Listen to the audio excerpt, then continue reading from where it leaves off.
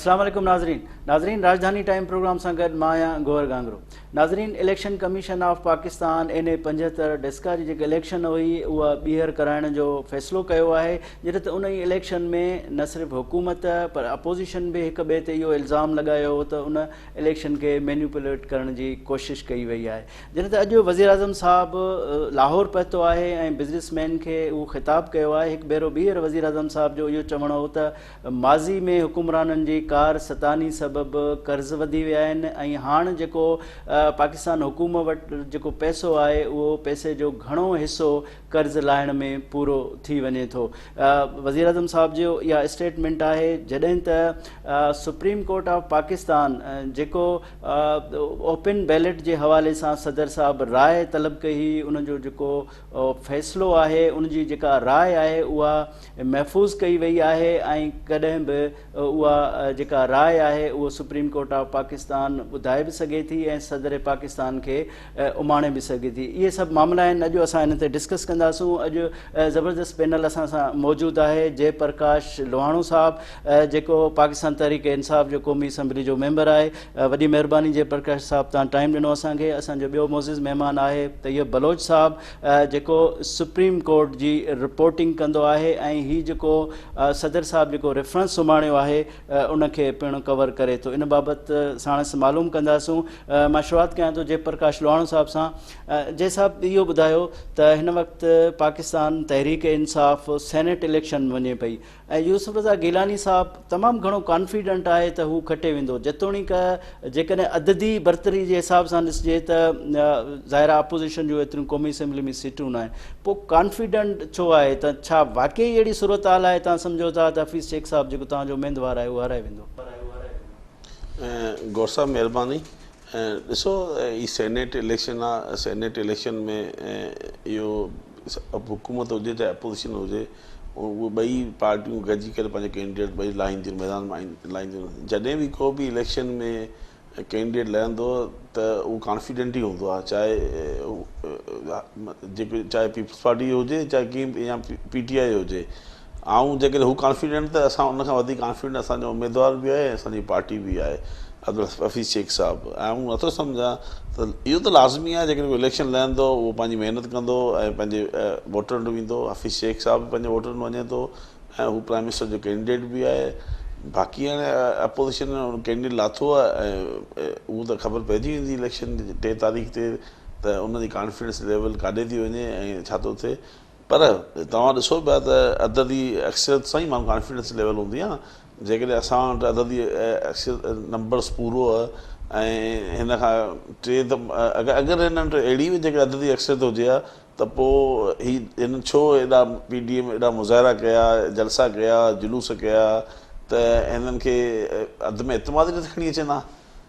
जेको ॾिसो इस्लामाबाद सेनेट जी इलेक्शन मां तव्हांखे ॿुधायां, ॾिसो सेनेट इलेक्शन खां पोइ आणींदो न, जे नंबर्स पूरो आहे त पहिरियां आणे सघिया थिए। हिननि पंहिंजी PDM जी जेका हवा हुई उहा निकिरी चुकी हुई न। जेकॾहिं PDM में एॾा जलसा कया, लाहौर जलसे खां पोइ लॉन्ग मार्च जो ऐलान थियो, इस्तीफ़ा ऐलान थियो, पोइ वरी हिननि जी बिलावल भुट्टो जी स्टेटमेंट बदिलजंदियूं रहियूं, पछाड़ी अदम एतमाद ते आयो, अदम एतमाद जी ॻाल्हि कई हुई उहा बि ख़ामोश थी वई। उन खां पोइ हुननि वरी सेनेट में उमेदवार आंदो आहे, मुक़ाबिलो थींदो। ऐं नथो सम्झां त को यूसुफ गिलानी खटी तव्हां चओ त पूरो एतमाद आयो, ज़ाहिर आहे जेको अददी अक्सरियत हूंदी आहे उहो ख़ुदि वॾो एतमाद हूंदो आहे। तव्हांजी सही ॻाल्हि आहे। त पोइ हफ़ीज़ शेख साहिबु जहांगीर तरीन सां राब्तो कयो आहे, जेको जहांगीर तरीन साहिबु ऑलरेडी गिल्टी आहे शुगर स्कैंडल जो ऐं वज़ीर आज़म साहिब जो साथी रहियो आहे। पर वज़ीर आज़म साहिबु पंहिंजे इंटरव्यू में डिसोन कयो आहे, चयो त मूंखे ॾाढो अफ़सोस थियो आहे जहांगीर तरीन जे इन सॼे एक्ट ते। त पोइ छा इहे जेका तव्हांजी रिवायती पार्टी आहे त नाहे, ज़ाहिर आहे तव्हां हिकु नए पाकिस्तान नयुनि रिवायतुनि जी ॻाल्हि कई, त पोइ साॻियो ई उन्हनि करप्ट माण्हुनि जे या जेके गिल्टी माण्हू आहे उन्हनि सां वरी तव्हां कंदो जीअं तव्हांजो इल्ज़ाम अपोज़िशन थिया, त पोइ फ़र्क़ु त न रहियो? ॾिसो, जहांगीर तरीन सां राब्ते जी जेतिरे केतिरी ॻाल्हि आहे त जॾहिं बि को मैदान में उमेदवार लहंदो त उमेदवार पंहिंजी जेका कैंपेन इलेक्शन कैंपेन हर माण्हू हलाईंदो आहे।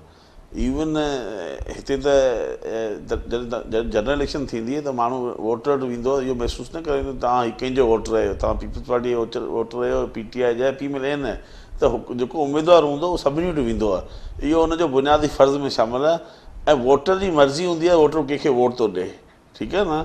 ऐं हीअ जहांगीर तरीन, ॾिसो जहांगीर तरीन जो बिज़नेस जा इश्यूज़ हिकिड़े अलॻि जॻह ते, पर हू पार्टी जो हिसो त ज़रूरु आहे न। पार्टी जो पार्टी जो उहिदे ते न आहे, पार्टी जे मामलनि में हू हुकूमत जे मामलनि में न आहे, पर जेकॾहिं हू हफ़ीज़ शेख जी ज़ाती जेकॾहिं हुनजो असरु रसूख़ किथे आहे, कंहिं MNS ते आहे या MPS ते आहे, त हू पार्टी जे लाइ करे सघे थो। को असां इमरान ख़ान साहिबु को जहांगीर तरीन खे को पार्टी मां ख़ारिज त न कयो न, बाक़ी केसिस आहिनि जेका। ऐं ॿियो वॾे में वॾी ॻाल्हि त जेका तव्हां ॻाल्हि कई, को जहांगीर तरीन हिकिड़ो पाकिस्तान जो हिकिड़ो बिज़नेसमैन आहे, ठीकु आहे। बिज़नेस जे हवाले सां, खंड जे हवाले सां शयूं हलियूं, हुन में इंक्वायरी थी, रिपोर्ट आई, उहो त हिकिड़ो अलॻि अमल आहे। उहो उनजो को सियासत सां को लेना देना न आहे। हाणे जेकॾहिं मां सम्झां थो, जेकॾहिं पंजाब में त अञा पोइ थी चुका आहिनि, लाज़मी पंजाब में बि हुनजो असरु रसूख़ पंहिंजे। अपोज़िशन जो चवणु आहे त जहांगीर तरीन साहिबु बिज़नेसमैन आहे, ठीकु आहे, पर ज़ाहिर आहे काबीना जे इजलासनि में वेहंदो ऐं उनखे वरी मुबैना तौर PTI जो ATM बि चयो वेंदो। जॾहिं स्कैंडल अची वियो त हुननि जो चवणो हो त इहो मुनासिबु नथो लॻे PTI खे जेको इलेक्शन कैंपेन में हुनजी मदद वठे। ॾिसो, मूंखे ॿुधायो त पाकिस्तान पीपल्स पार्टी या PML आहिनि, तव्हां गुज़िरियल जॾहिं प्राइम मिनिस्टर यूसुफ गिलानी वज़ीर आज़म हो, जॾहिं हुनजो केस हलियो पिए, जंहिं वक़्त में हुनखे सुप्रीम कोर्ट इहो चयो त तव्हां लेटर लिखो त हुनजे हवाले सां जेको स्विट्ज़रलैंड में पैसा हुनजे हवाले सां, तव्हांखे यादि आहे हुन में नाइल थियो यूसुफ गिलानी। पोइ उनखे नवाज़ शरीफ़ तव्हां स्टेटमेंट कढी ॾिसो, पहले उतर जाओ, नीचे उतरो, ये आपका मुल्क नहीं, आप नहीं कर सकते। छा अॼु किथे बीठो नवाज़ शरीफ़? इहो ई नवाज़ शरीफ़ हो न जंहिं यूसुफ गिलानी जे लाइ छा चयो। अॼु हुनखे ॾिसो ज़ाती मफ़ाद। खैर इहा ॻाल्हि पॉलिटिक्स में थींदो आहे। इमरान ख़ान साहिब बि शेख रशीद लाइ छा चवंदो, अॼु हुनजो महबूब हिकिड़ो वज़ीर आहे। मां ॾिसो, मां त उहा त नथो ॻाल्हि कयां न। मां तव्हां ॻाल्हि जहांगीर तरीन जी कई। जहांगीर तरीन कंहिं बि सूरत में जहांगीर तरीन खे असीं साइड नथा करे सघूं। जहांगीर तरीन जो हिकु पंहिंजी जॻह ते पार्टी जे लाइ हुनजो ठीक है। तव्हांजो इन हवाले से मौक़िफ़ अची वियो। तैयब साहब ॾे हलूं था।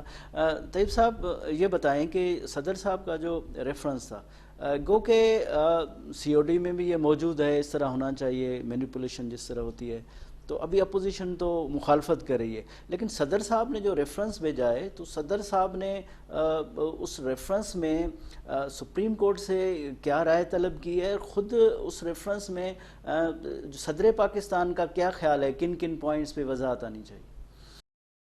जी, जो सदर पाकिस्तान आरिफ अलवी की जानिब से सुप्रीम कोर्ट में रेफरेंस दायर किया गया, तो उस रेफरेंस में सुप्रीम कोर्ट से राय तलब की गई है और उसमें आर्टिकल 226 आईन पाकिस्तान का जो आर्टिकल है जिसके अंदर खुफिया वोट से मुतल्लिक है, उसका भी हवाला दिया गया और कहा कि आइन के अंदर ये है और सेनेट के इंतखाबात जो है वो इस जो पाकिस्तान का एग्जिस्टिंग जो कानून है उसमें होते हैं, लेकिन उन्होंने कहा कि इसमें ये सीक्रेट तरीक़ेकार के तहत अगरचे होते हैं, लेकिन आइन और कानून के अंदर अभाम है। और वो अभाम क्या है जो सदर की जानिब से मेंशन किया गया उस रेफरेंस के अंदर, जिससे सुप्रीम कोर्ट से राय तलब की गई, जिस पे वो ये है कि अभाम इस वजह से आ रहा है कि सेनेट के अगरचे जो गुज़िश्ता इंतखाबात थे वो आर्टिकल 226 जो आइन का कमांड है उसके तहत होते रहे, लेकिन उन्होंने कहा कि जो सेनेट का इंतखाब है वो आइनी है लेकिन इसका तरीक़ाकार कानून में है, तो जो कानून है वो उसमें तब्दील हो सकता है। और फिर उन्होंने हार्स ट्रेडिंग का एक बहुत बड़ा इशू जो है वो सुप्रीम कोर्ट में उठाया है कि सेनेट के इंतखाबात होने की वजह से कानून अगर हो भी तो कानून आइन पे कैसे बरतरी आ सकती?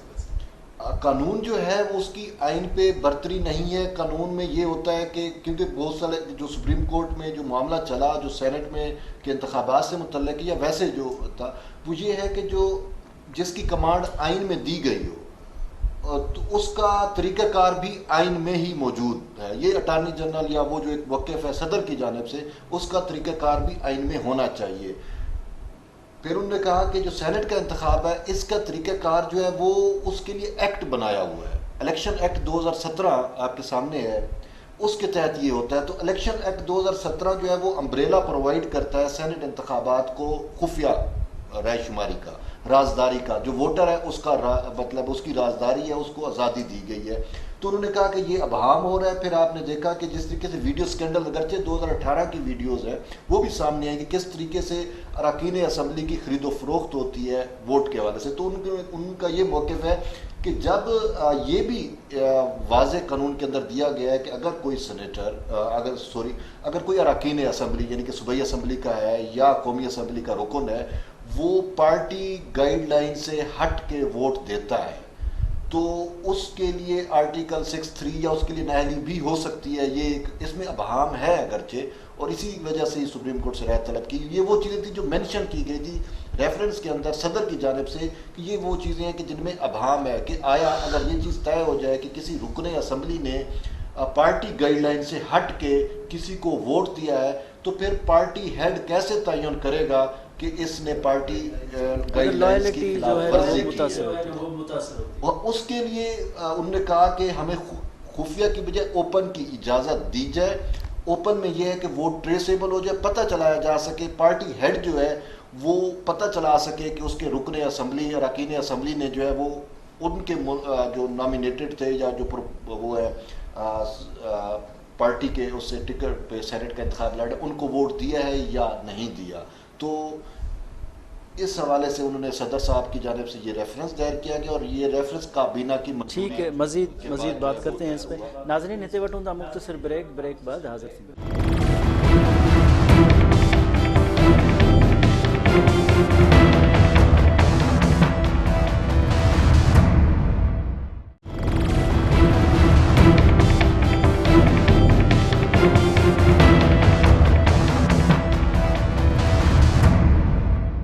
नाज़रीन वेलकम बैक।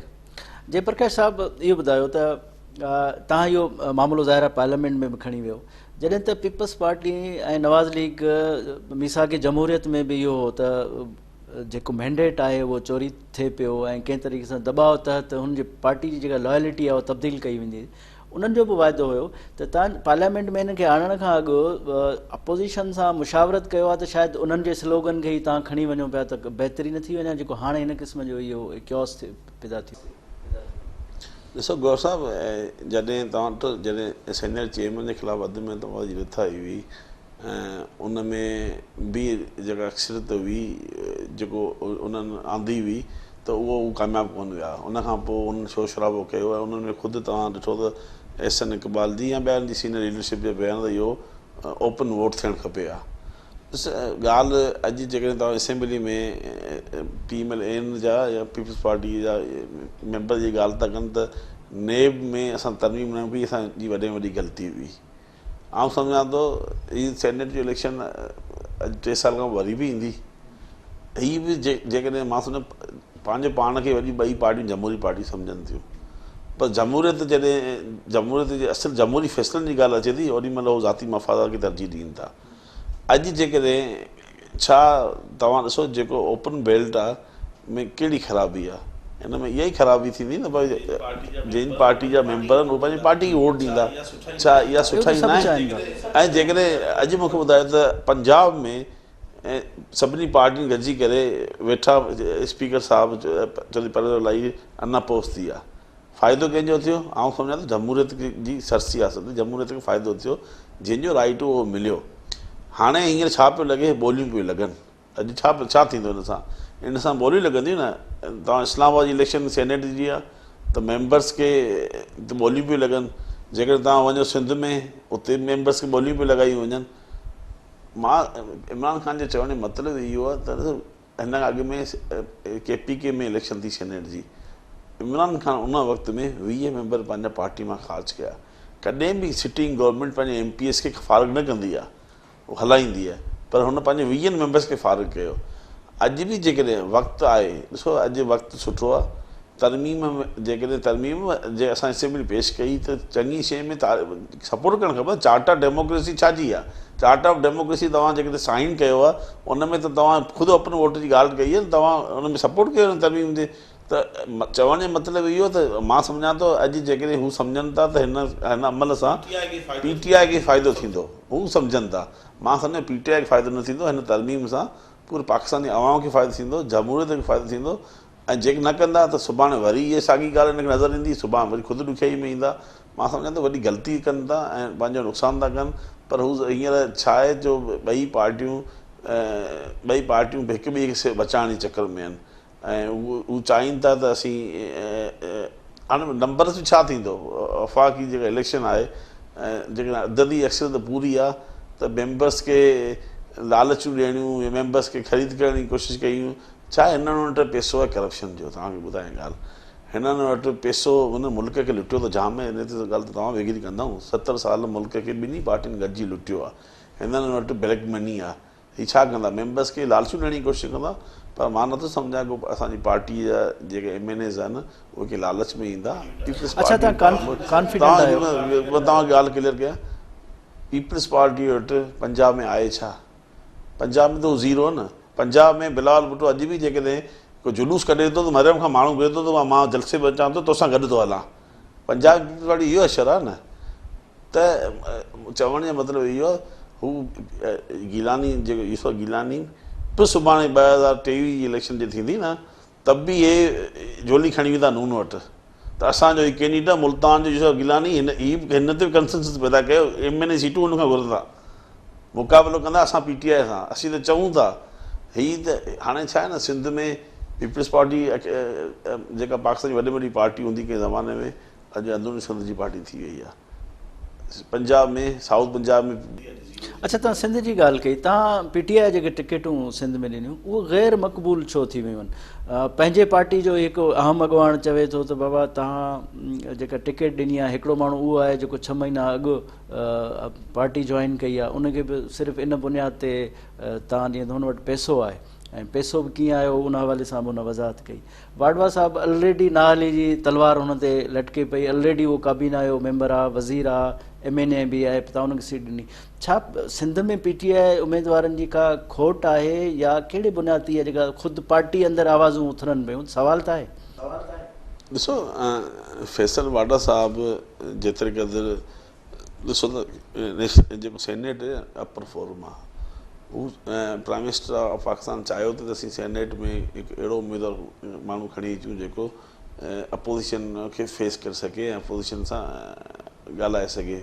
त मुंहिंजे ख़्याल फैसल वाडा सिटिंग MNA आहे, जेकॾहिं हुनखे प्राइम मिनिस्टर जी हिकु चॉइस आहे, हीअ पार्टी जो पुराणो पार्टी वर्कर बि आहे, कारकुन बि आहे, MNA बि आहे, वज़ीर आहे, त उनजी हा लाज़मी आहे अपोज़िशन त उन ते ॻाल्हि उथारींदी।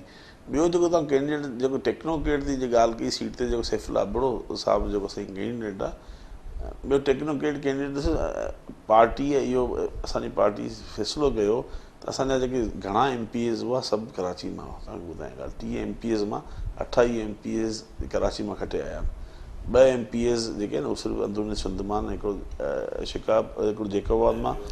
PTI जो एम्फसिस बि कराची ते आहे त खटींदी बि उतां, बाक़ी सिंध में एतिरो एम्फसिस आहे। पर थियो छा आहे, PTI इहो फ़ैसिलो कयो त हिकिड़ी सीट असांखे कराची जी शरीक ॾियणी आहे, हिकिड़ी बाराड़ी सिंध जे बाराड़ी वारे इलाइक़े में ॾियणी आहे। त टेक्नोक्रेट ते को बाराड़ी जो माण्हू हो कोन जे अप्लाई कयो ऐं मां सम्झां थो सैफुल्ला बि अप्लाई कयो ऐं पार्टी फ़ैसिलो कयो पार्लियामेंट। ठीक है, तो तैयब ॾे हलूँ था।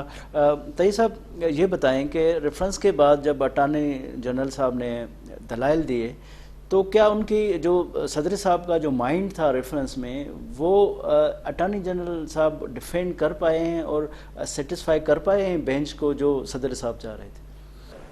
जी, जो अटार्नी जनरल ने दलाइल दिए तो तकरीबन सबसे ज़्यादा दलाइल अटार्नी जनरल की जानिब से दिए गए और सबसे ज़्यादा वक्त भी तकरीबन 17 दिन 16 दिन वो मुसलसल कंटिन्यूस जो है वो आर्ग्यूमेंट करते रहे और अदालत को कैल करने की कोशिश करते रहे कि अदालत जो है वो इस सवाल से कोई फ़ैसला करे।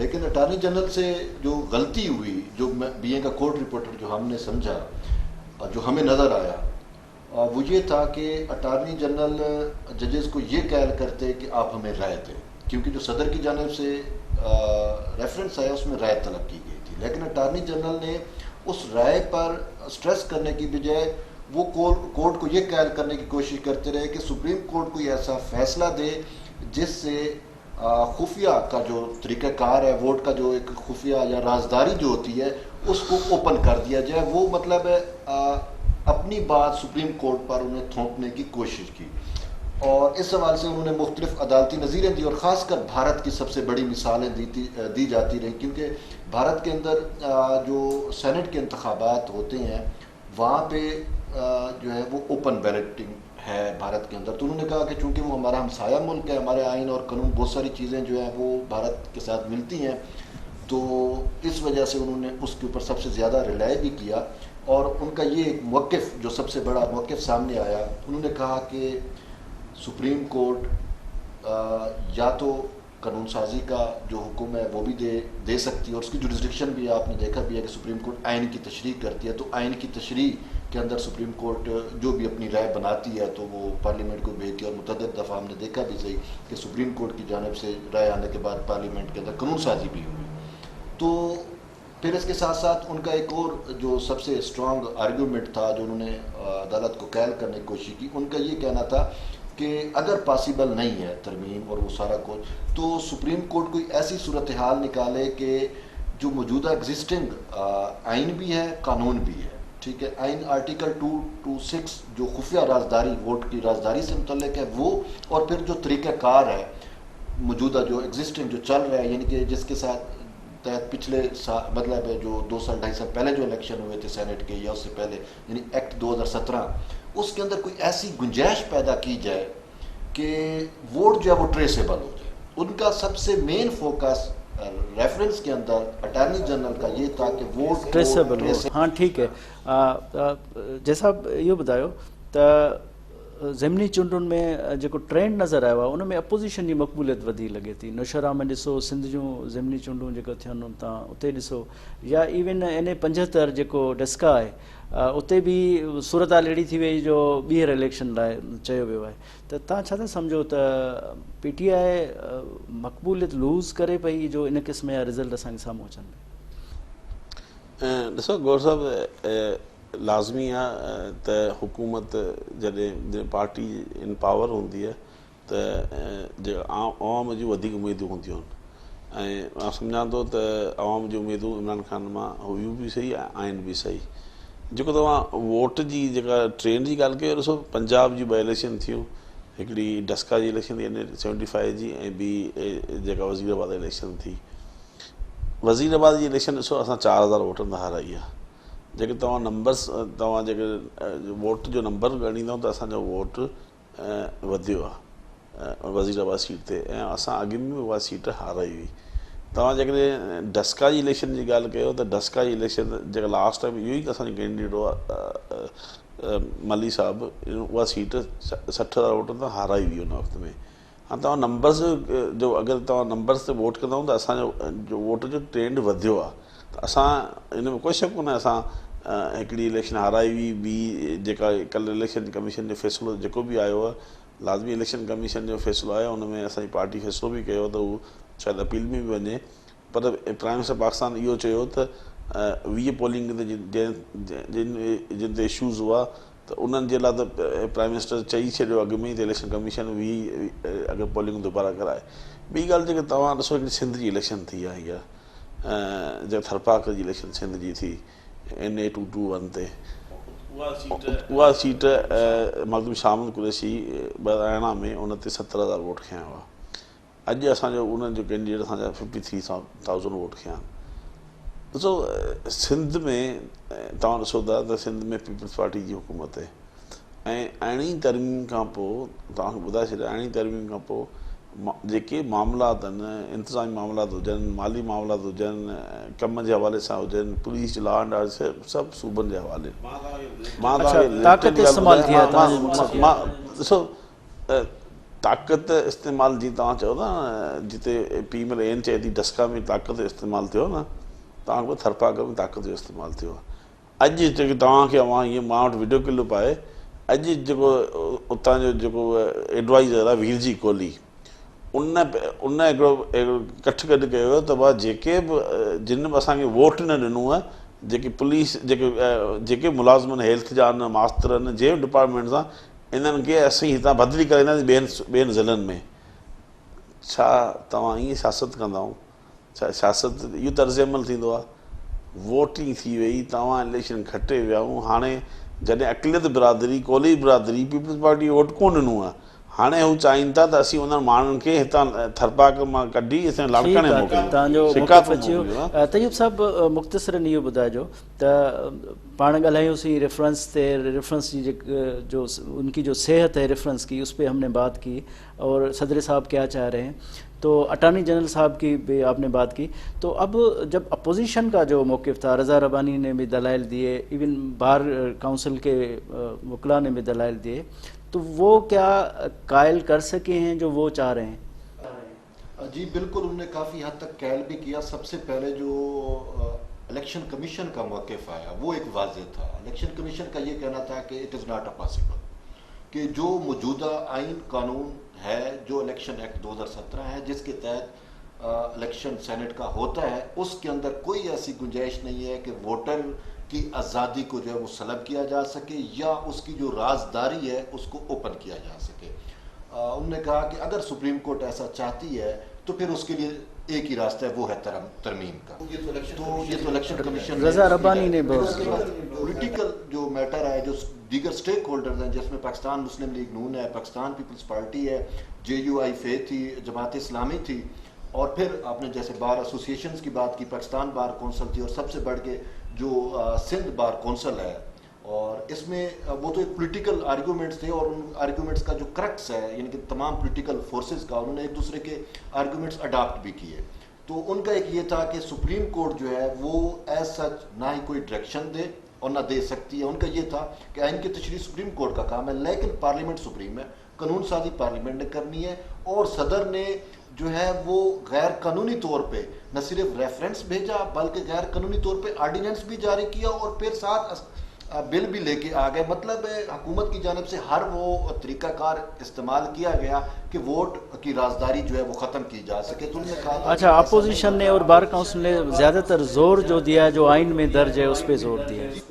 जी मैं आखिरी फिक्रा जो है ना वो आपको कहूँ कि इसका पूरा जो क्रक्स था जो दीगर हुकूमत से हट के जो स्टेक होल्डर्स थे उनने वाज़ेह तौर पे ये मौक़िफ़ अपनाया कि सुप्रीम कोर्ट जो है वो अपनी राय या फैसला दिए बगैर इसको वापस कर दे रेफरेंस को या फिर इसको। ठीक है तैयब बलोच साहब बहुत शुक्रिया आपने टाइम दिया। जयप्रकाश लोहाणो साहब तव्हांजी वॾी महिरबानी टाइम ॾिनो।